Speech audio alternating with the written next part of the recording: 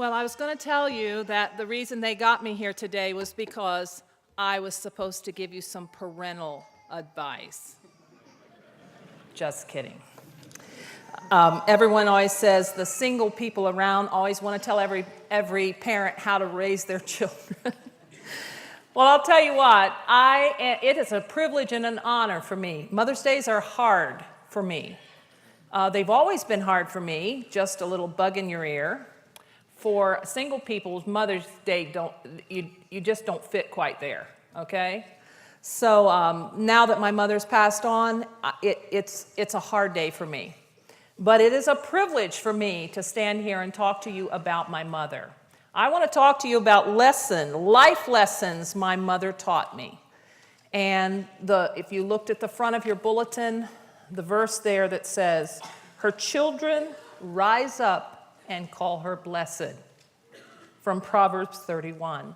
And that's what I'm going to do today. Now, they didn't tell you, for those of you who weren't here to hear my mother all those years ago, that they gave me 10 to 15 minutes. And my mother, I don't know, maybe an hour and a half or something like that. She talked for a long time. Thomas Edison said, "My mother cast over me an influence that has lasted all of my life." That's really true for my mother. John Wesley said, "My dear mother was the source from which I derived the guiding principles of my life. I learned more about Christianity from my mother than from all the theologians." One of my favorite passages that I teach often to my students is the passage from Deuteronomy chapter 6 that says, "Teach it diligently." And I know that's talking about parents, but I'm Christian education, you know. And I believe that everywhere we should wrap up the principles of living a Christian life and the reality of God and salvation. And I want to tell you something. I've thought lots of times since I started teaching in education department at Penview, did Mother sit me down and teach me these things? Yes, there were times that happened, but she lived them and surrounded us with the reality of a life lived for God.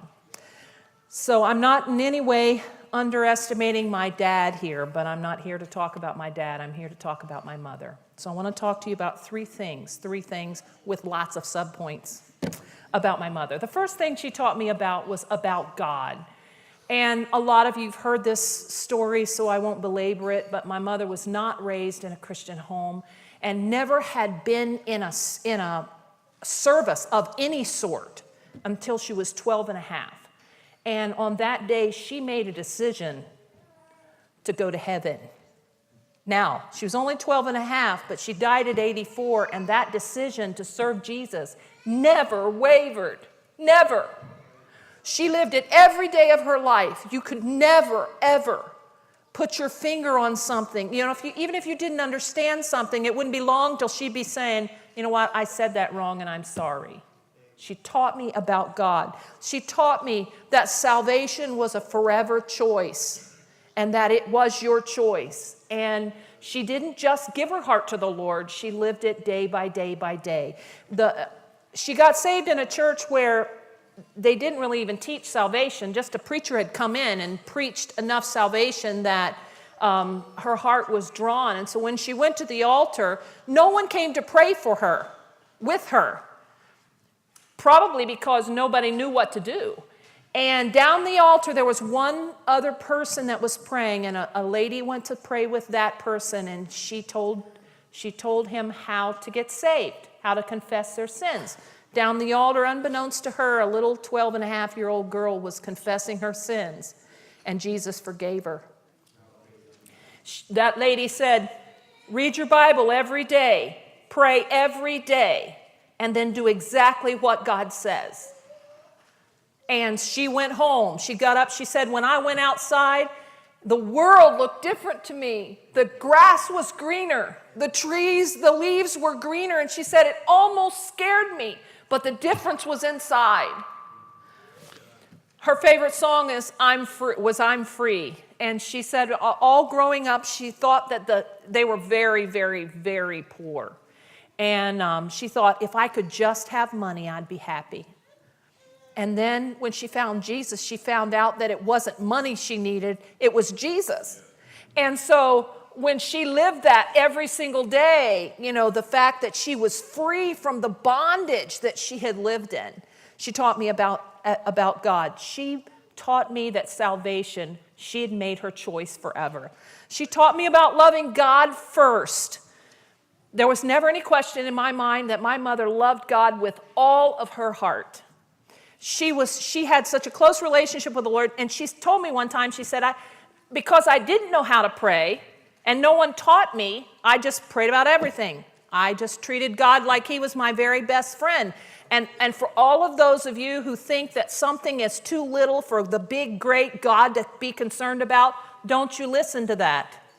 Because my mother prayed about needles that she needed. And I'll talk more about that. She prayed about everything. And you might come into the kitchen and she'd be saying, now, Lord, this is what I need to have happen.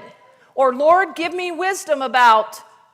And she loved God with all of her heart. She loved my dad with all of her heart. It was the sweetest thing as my mother got dementia and her mind began to disappear. My dad would walk in the room and she couldn't call his name because of the dementia. But there was something inside of her that lit up with this man coming into the room that she loved. And she would smile and she would react to him being there. We always laughed and said that my dad always forgot something. So he could come back in the house and get another kiss. Because he never left the house without, and they did it in front of us, and so that might make you uncomfortable, but it made us say that she loved God first and she loved her husband second, and I was her favorite. We all thought we were her favorite, because she was so engaged in loving us that there was nothing in our life that was not, first of all, not something she could put her finger on if she thought we needed it. But she just was interested in, and Sarah and Trelinda and I were talking last night about the fact that in a room full of Stetlers, and there were a lot of us, she could hear every conversation, and there were lots of them. And the Stetlers are all talkers. You would never know that. But, and they were all talking. Lots of times a little bit controversial, but, they would make it controversy because they were discussing things. And you'd call them arguments. They called them discussions. So I just stayed out of it. But anyway, she could pop in and out of conversations, not because she was nosy, because she was interested in us and she loved us. She taught us about God's will, and I am eternally grateful that she taught us about living in God's will. We were raised, when I was in the 7, 8, 9, 10-year-old time, we were having race riots in Cincinnati, and we would stand on our porch and watch the fire trucks come up, hook and ladder trucks come up our street with National Guardsmen with submachine guns looking for snipers on the roof. Now, a young child, I was terrified to go to sleep at night. And she'd come and she'd sit by my bed when I was shaking, I was so afraid, and she'd say, now, Frances, we are safer right here than we would be anywhere in the world because this is where God called us. And she told me that over and over and over again. God's will is the safest place. God has a will about everything was another thing she taught us. And I mean, seriously, when she went to the store, she asked the Lord to help her to know what to get and how to get the best deals and all of that, what kind of things to buy and what not to buy. And God has a will about everything. And so I find myself asking the Lord, different things about even where to take my car or what car to get and what kind of clothes to buy and what to, we're not even talking about standards here. We're just talking about the will of God for your life. She taught me that working in ministry is a privilege. All of us children have spent our lives in ministry, and that is simply because my mother and dad loved to serve Jesus. And we spent a lot of very lean years as far as money was concerned. And I remember times when we did not have bread to take sandwiches to school. And my mother would say, now Lord, it was like an adventure. She treated it like an adventure. Now Lord, all my tithes paid up, and I'm here serving you in your will. Now we need bread, and we need it quickly. You say she didn't talk to God that way. Yes, she did, in front of us too. We heard her say that. And then God would send the bread, and it would make a mark in my heart that said, there's a God who's interested in this. Serving Jesus is not a hard row to hoe. Serving Jesus and living on a limited salary is not something that you need to dodge or feel sorry about, because God becomes the partner with you when you're in his ministry. It was a joy. And when I came to the time to decide what I was going to do, that was attractive to me because I had seen it being attractive to my mother and dad. God's will was caring. She believed this with all of her heart. God's will was caring for and teaching her children. I mentioned teach it diligently, but she always said, my first ministry is to reach my children. And she was very misunderstood living on a Bible college campus. There's always something to do. Several somethings to do. And so they're always looking for someone to help, and she would not do it. She said, the Lord has given me children. It's my responsibility to raise them. My husband is pastoring. That's my second responsibility, and I will give you any time that's left over. I read this week and actually posted it on my Facebook page because I said, this sounds exactly like my mother. The greatest opportunity to spread the gospel exists inside your own home. Your most important disciples are sitting at your kitchen table. Now, you say you're single. How can you say that? I'm single, but I can still say that because that's the way my mother treated raising us. Because it was important. She was raising us to get us to heaven, and I'm not knocking anybody here. I don't know your parenting styles well enough to knock it, but I'm just telling you about the lessons I learned from my mother. Because she believed with all of her heart God had given her children. She was not supposed to have children. She and my dad had a blood issue that made her body treat a baby like a germ and tried to kill it. And the doctor said, Mrs. Stetler, you're never going to have children. Well, she wanted children really badly. And she went to the Lord, and this is what she prayed. She said, Lord, if you can trust me to raise my children right, I want you to give me children. But if they're not going to go to heaven, and that's no guarantee we are because all of us have that choice. If they're not going to go to heaven, I'd rather not have children. But then she took that as an app. She never miscarried. The doctor would say, if you have children before this length of time, you're going to die. The doctor actually told her that. And so then, I was 4 years and 1 week later. So she took that literally too. But she just took that as a command from God, and she prayed about us every single day because she felt like she had to raise us for Jesus. And so if we were doing something wrong, because she talked to the Lord every single day of her life about us, she would say, this is the kind of prayer she'd pray. Now, Lord, something's wrong with Frances. And if you don't tell me what it is, I won't know how to help her. So guess what the Lord did? Tell her what was bothering Frances. And so for me, it was always books. And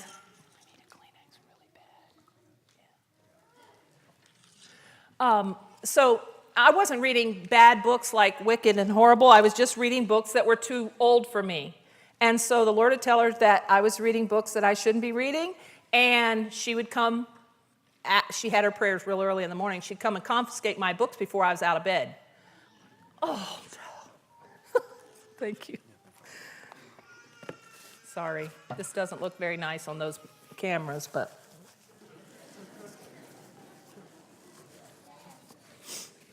She just took training us as a gift from God, and she put every ounce of energy into it. She taught us about practical Christian living. She taught one of her little, she was full of motherisms. Do you know what motherisms are? She had these little sayings and always said, I will never say that. And my sister and I say to each other, oh, I hear my mother coming out of my mouth. Life is about balance. She was determined to keep us from being all out for one thing and nothing for something else. So she sent my oldest brother to have music lessons because he could play ball all day long. And his first degree, a lot of people don't know this about Dan, but his first degree was in music. And she would send him to practice. And my second brother was all about music. Everything he touched became music. And so she would send him down to play basketball an hour a night when they opened the gym at GBS. And you know, she said, now listen, your wife may need you, so you're going to learn how to clean. We cleaned our house from top to bottom every morning before we went to school. Now, since I'm an adult, I think that meant because she also believed the idle mind was the devil's workshop, and we only had one bathroom with 6 kids, so I think she was keeping us busy to keep us out of trouble during that time. But anyway, she taught them, my brothers, to clean. She taught them to fix simple meals, and just because she believed that life was balanced. And Sarah, probably, maybe you do know that your dad cooks, because I think he still does sometimes. But the rest of my brothers don't really cook much, but they know how to because my mother taught them. And so everything. She taught us that you could get off track in your beliefs, so you only thought of politics. You know, I'm a politics lover. And the Lord has to draw me back in every once in a while. Spending too much time here, getting too hot under the collar for all the awful things that are happening in our country. But she taught me to listen to God, to draw back and keep my life in balance. She taught me that it's better to laugh than to cry. And my mother had lots and lots and lots of pain, and I'm only just beginning to realize how much pain she had. As the same kinds of arthritis are affecting me. But she said it's better to laugh than to cry, and laugh she did. If you saw my mother, I looked solemn and mad a lot of times, but my mother was worse than I was. I am. But she was so funny. I mean, she played practical jokes on us and just hooted and hollered when something went wrong. And I don't mean mean things, but I'm just practical jokes. And she said sometimes when you always learn to listen to what she said, okay? She'd say, oh no, I feel a tickle way down in here. And I'm like, get her out of the store. She's going to embarrass me in just a few minutes. So my sister and I would hook arms with her and try to get her out the door before she exploded. Because when she exploded, laughing, she couldn't do anything. She couldn't even walk. And so you wanted to, one time, oh, I'm feeling this time, and I forgot to see when I started. But anyway, I'm going to tell you this story anyway. They had just started self-serve gas pumping, and I didn't like to do it. So I'd run my dad out of gas a couple of times. And he said to me one summer, he's going to travel PR for GBS at that time, and he said, now listen, I'm not paying more for gas just because you don't like to pump it. So you're going to have to do it. So he and my brother went off on PR, and the first time I needed to fill my tank with gas, my mother got out to help me. Now, that shouldn't mean anything to you, but you never knew what was going to happen. And my younger brother, had been going on a date and forgot to look in his rearview mirror. He was only looking in his side mirrors, and he was in a hurry, and he bumped into a car at the end of our driveway. And so we had a big Buick Electra, and the gas tank was behind the tag, and so he bent that license plate. So when you got ready to get gas, you had to get a screwdriver and pry the license plate down. So now put us in to the corner of one of the busiest streets in Cincinnati. And I decided to park close to the street, bad choice, and my mother got out to help me. So we opened the trunk, looking for a screwdriver, and about that time, a man with the biggest afro I've ever seen. His head popped over my shoulder and he said, "Do y'all think the gas tank's in the trunk?" And I opened my mouth to answer him, and she said, "Isn't it?" She could look so innocent. "Isn't it?" And he went, "Oh." And back to the service station he went. Next thing I knew, there were a whole bunch of men up there with big old afros watching these stupid white women down there pumping gas because they thought their gas tank was in the trunk. But my mother was tickled. So she decided it was probably good for her to go and get into the car. But she only got to the door. And she was so weak from laughing, she couldn't get the door open. And you've heard the expression, hooting with laughter. My mother hooted when she laughed. So she's sitting, it's funny now, but it wasn't funny then. I was about 18. I was humiliated. She was lying up against the car, facing the busiest street in Cincinnati, and she was going,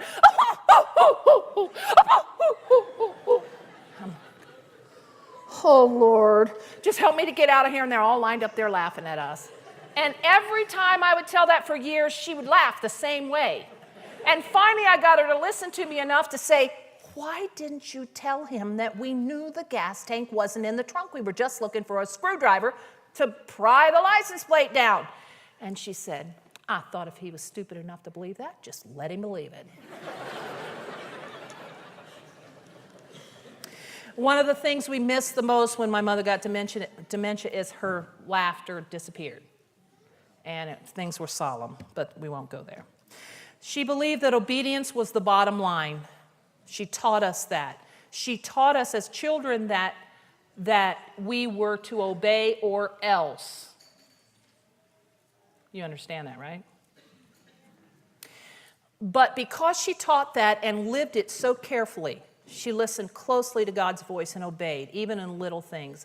And so she taught us to obey in little things too. So when it was time for God to speak to me, to tell me how to live, it was easy for me to make that step because I had learned to obey my mother. She demanded it. Does that make sense to you? So it was an easy step for me, obedience. And the older I get, the more I realize that if I'm anybody that goes to heaven is going to have to start right there. Whatever God says to you, do it. Don't talk about people in the church. She absolutely refused to talk about preachers or other people in the church. She said, "I'm not going to talk about a preacher. What if I've run that preacher down and my child is wayward and that preacher is preaching and it could be an opportunity for them to get saved and I've run them down so they don't have any confidence in them." So she just refused to do it.